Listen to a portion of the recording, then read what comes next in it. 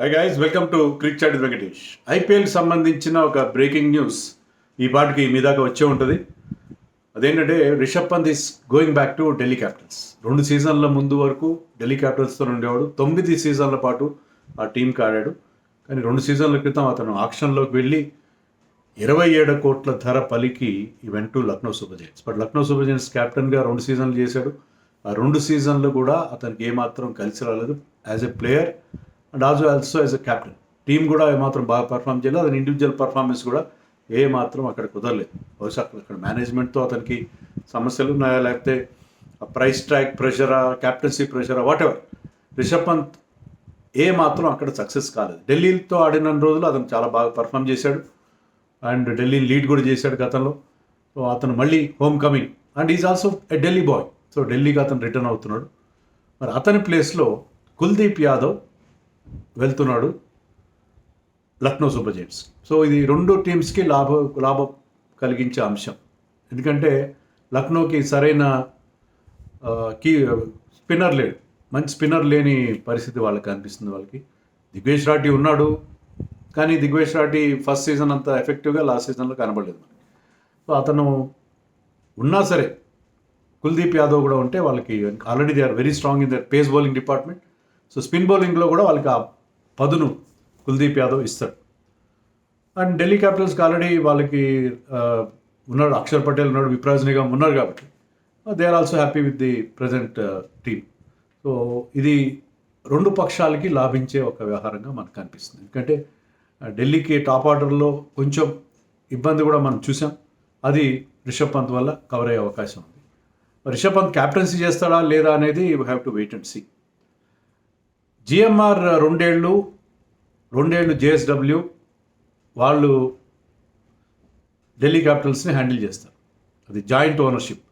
గత 2 ఏళ్ళు జిఎంఆర్ చేతిలో ఉంది. జిఎంఆర్కి రిషబ్ పంత్కి అంత సత్సంబంధాలు లేనట్టుగా ఉన్నాయి. అందుకే రిషబ్ పంత్ అక్కడ వెళ్ళిపోయాడు జిఎంఆర్ మేనేజ్మెంట్ ఉన్నప్పుడు. ఇప్పుడు జేఎస్డబ్ల్యూ రాబోయే 2 సీజన్లు 2027-28లో జేఎస్డబ్ల్యూ అంటే Jindal group, Parth Jindal group lead చేస్తారు. దాంట్లో సౌరవ్ గంగూలీ వాళ్ళ క్రికెట్ అఫైర్స్ డైరెక్టర్గా ఉంటాడు.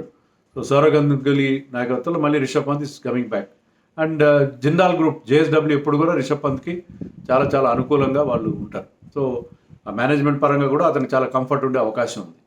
So Rishabh Pant is coming back. అయితే ఇక్కడ మేజర్ హర్డిల్ ఎక్కడ వస్తుందంటే రిషబ్ పంత్ ప్రైస్ చాలా హై ప్రైస్, 27 crores. 27 crores ఇచ్చి కుల్దీప్ యాదవ్ 13.25 మ్యాచ్ కాదు, మళ్ళీ అది క్యాష్ డీల్ చేసుకోవాలి కొంచెం. సో అది అలా కాకుండా రిషబ్ పంత్ తానే తన ప్రైస్ తగ్గించుకోవడానికి ఒప్పుకున్నాడని తెలుస్తుంది మనకి.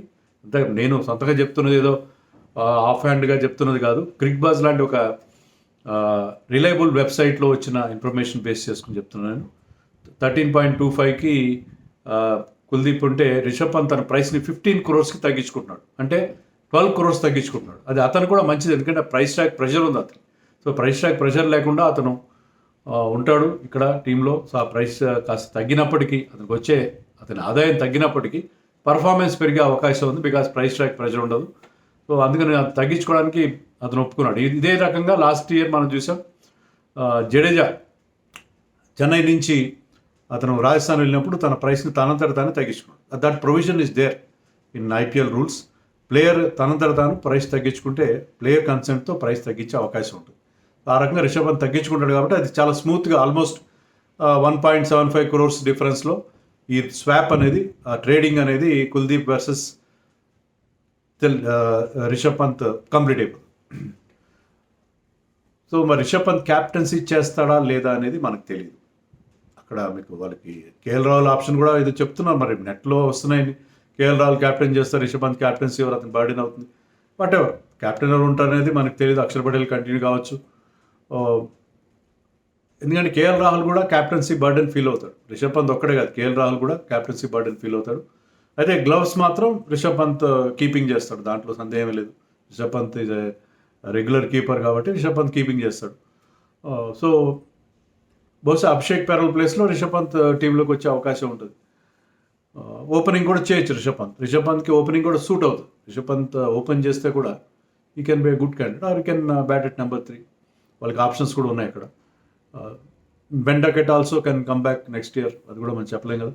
So whatever, in any case I think రెండు టీమ్స్ లాభపడే అవకాశం మనకు కనిపిస్తుంది. రిషబ్ పంత్ కూడా అక్కడ ఏమాత్రం అక్కడ లక్నో సూపర్ జైంట్స్ మేనేజ్మెంట్తో విషయంలో కానీ లేదా అక్కడ ఎందుకనో అక్కడ కలిసి రాలేదు.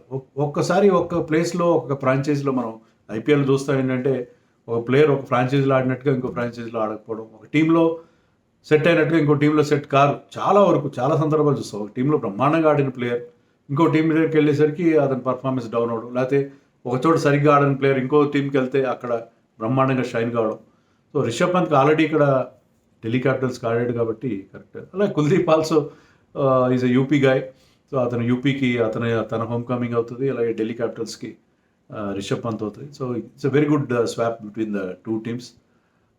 సో క్యాప్టెన్సీ ఏం చేస్తారు మరి? లక్నోకి ఎవరు క్యాప్టెన్ చేస్తారు? Markram is already there. Foreign captain కాదనుకుంటే they can go for an Indian captain. Option కూడా వాళ్ళు they have to look in to that option also. So అది పరిస్థితి. అండ్ ఢిల్లీ క్యాపిటల్ సంబంధించి ఇంకొక వార్త ఏంటంటే చాలా ఇది కూడా బ్రేకింగ్ న్యూసే. యువరాజ్ సింగ్, నాకు తెలిసి యువరాజ్ సింగ్ ఇంతవరకు ఎప్పుడు కూడా ఏ టీంకి అంటే కోచింగ్ రోల్లో లేడు, కానీ ఒక బ్యాటింగ్ కోచ్గా వస్తున్నాడు.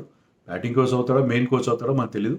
ఢిల్లీ క్యాపిటల్స్కి అతను కోచ్గా వస్తున్నాడు, batting coach or whatever coach వస్తున్నాడు. అంటే సౌరవ్ గంగూలీ ఉన్నాడే, సౌరవ్ గంగూలీ డైరెక్ట్గా కోచ్గా ఉన్నాడు, సౌరవ్ గంగూలీ డైరెక్టర్గా ఉంటాడు. సో ఆ నేపథ్యంలో Yuvraj Singh will be the main person కోచింగ్లో అతను ఉంటాడనేది మనకి క్లియర్గా తెలుసు. హేమంగ్ బదాని వాళ్ళు కంటిన్యూ చేయకపోవచ్చు, హేమంగ్ బదాని జిఎంఆర్ నియమించిన కోచ్ కాబట్టి Hemang Badani might lose his place. Yuvraj Singh అక్కడ కోచ్గా ఉండే అవకాశం మనకి. ఇది యువరాజ్ కూడా వెరీ గుడ్ కోచ్, ఎందుకంటే seen how he has transformed Shubman Gill, Abhishek శర్మని ఎలాంటి వరల్డ్ క్లాస్ ప్లేయర్స్గా తీర్చిదిద్దడం మనం చూసాం. So Yuvraj Singh not only as a player but as a కోచ్గా కూడా అతను చాలా ఇంపార్టెంట్, చాలా ఇన్ఫ్లుయెన్షియల్ అండ్ చాలా చాలా హై ప్రొఫైల్ కోచ్గా ఉంటాడు. So Yuvraj Singh Delhi capitals fortunes మార్చగలడు. పంత్ కూడా రావడం, ఆల్రెడీ టీం చాలా బాగుంది. మనం లాస్ట్ టైం కూడా నేను రివ్యూ చేసినప్పుడు కూడా చెప్పాను, టీం చాలా బాగుంది బట్ లాస్ట్ ఇయర్ ఏది కలిసి రాలేదు వాళ్ళకి.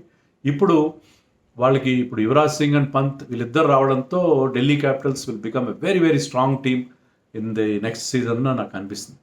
అలాగే లక్నో సూపర్ జైంట్స్ కూడా కుల్దీప్ వెళ్ళడం కలిసి వస్తుంది. కోర్స్ పంత్ ప్లేస్లో వాళ్ళు they have to think about an Indian player. But anyway రెండు టీమ్స్ కూడా ఇది విన్ విన్ డీల్గానే నాకైతే కనిపిస్తుంది. మరి ఈ డీల్ గురించి మీరేమనుకుంటున్నారో కామెంట్స్లో చెప్పండి.